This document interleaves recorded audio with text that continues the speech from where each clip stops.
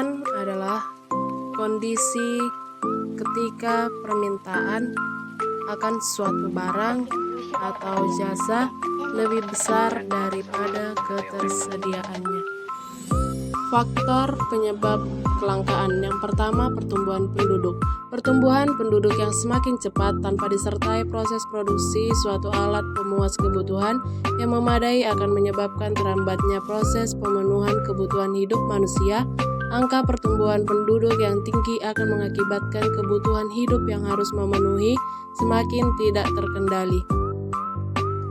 Yang kedua, ada bencana alam. Bencana alam seperti banjir, gempa bumi, tanah longsor, gunung meletus, serta bencana alam yang lain merupakan salah satu faktor penyebab kelangkaan yang tidak dapat diperbaiki oleh manusia. Bencana alam selalu menyisakan kerusakan bangunan, infrastruktur, sumber daya alam yang lain rusak, bahkan menimbulkan korban jiwa.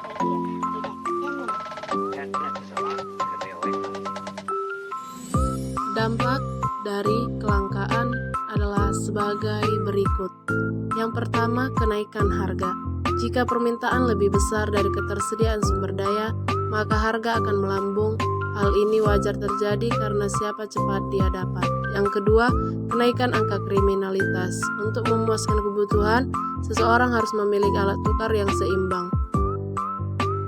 Yang ketiga, kenaikan tingkat pengangguran. Kelangkaan alat pemuas kebutuhan menyebabkan berputaran roda ekonomi tidak berjalan dengan lancar, sehingga banyak hal yang tidak dapat terpenuhi, termasuk pula ketersediaan sumber pembiayaan untuk menggaji tenaga kerja.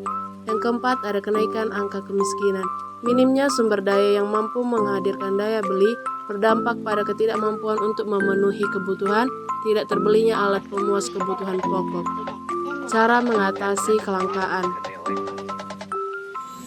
Yang pertama, ada menyusun skala prioritas. Yang kedua, menghemat penggunaan sumber daya alam. Yang ketiga, memelihara kelestarian alam. Yang keempat, menciptakan kualitas sumber daya manusia.